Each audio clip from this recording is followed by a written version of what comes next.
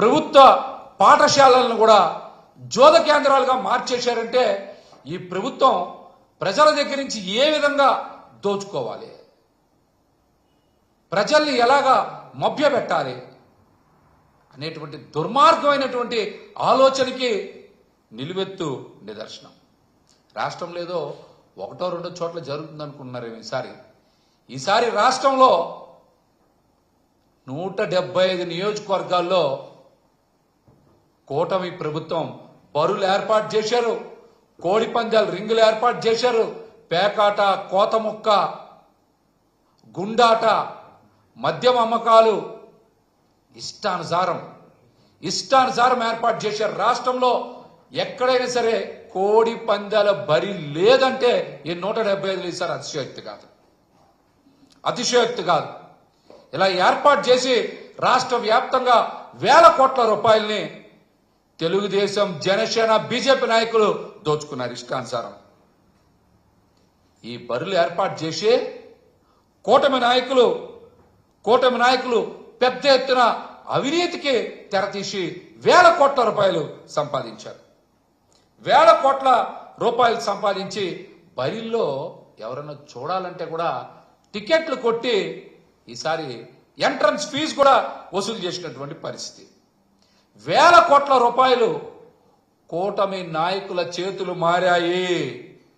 క్యాసినోవా శిబిరాలు వెలిశాయి, మద్యం ఏరులై పారింది, రికార్డు డాన్సులు విచ్చలవిడిగా వేశారు.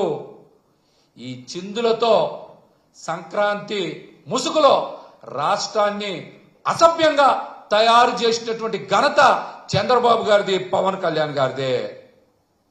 మీరు ఎక్కడైనా సరే ఇంతవరకు రాష్ట్రంలో పెరిగిపోయిన ధరల గురించి మాట్లాడారా? ఇష్టానుసారం పన్నులేయడం, ఛార్జీలు బాధడం, వీటి మీద కదా దృష్టి సారించారు. ఇప్పుడు అదనంగా కొత్తది పండగ ముసుగులో ప్రజల దగ్గర నుంచి దోపిడీ.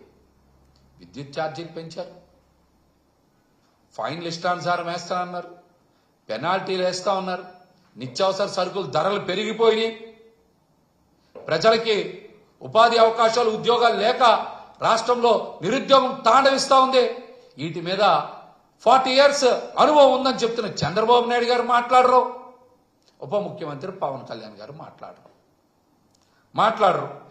ఏ రోజైనా సరే మీరు జగన్మోహన్ రెడ్డి గారి లాగా ఒక్కసారి మీరు బటన్ నొక్కారా? మీకు చేత కావట్లా 8 నెలల నుంచి. ప్రతిదానికి ఇంతకుముందు నవ్వడం, ఎకిల్ చేష్టలు చేయడం. ఇంతవరకు మీరు అనుభవం ఉందని చెప్తున్నారు కదా పాలనలో చంద్రబాబు నాయుడు గారు, మరి ఒక్కసారి కూడా మీరు బటన్ ఎందుకు లెక్కలేకపోయారు?